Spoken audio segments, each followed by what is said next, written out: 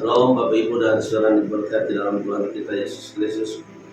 Puji Tuhan buat kasih dan kebaikan Tuhan bagi setiap kita.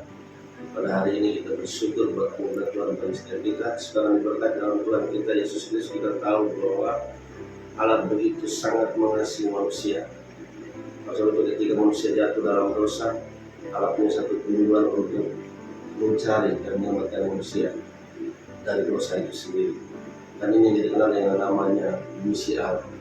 Dan pada hari ini saya ingin sharing satu bagian firman Tuhan yang berbicara tentang misi Dei yang terambil dalam Injil Lukas pasal yang ke-19 ayat yang ke-10 yang berbunyi, sebab anak manusia datang untuk mencari dan menyelamatkan yang hilang.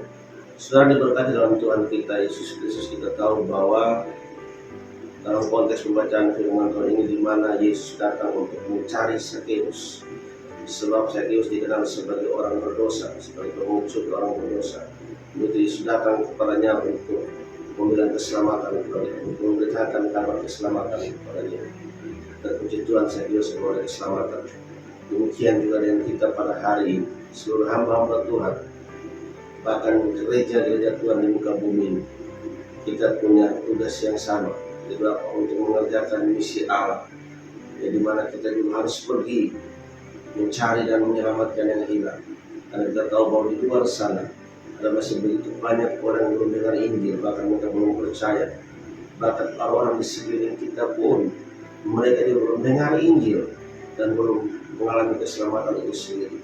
Nah, ini satu tugas kita bersama untuk melakukan misi Dei, misi Allah ini.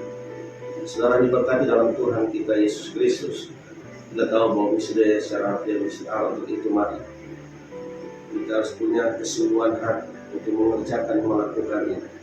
Sebab bagaimana kita bisa dengar Injil, kita bisa diselamatkan kalau kita tidak pergi seperti Yesus.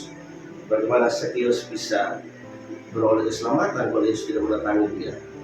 Nah, maka kita pun harus pergi kepada setiap orang memberitakan Injil, kabar baik.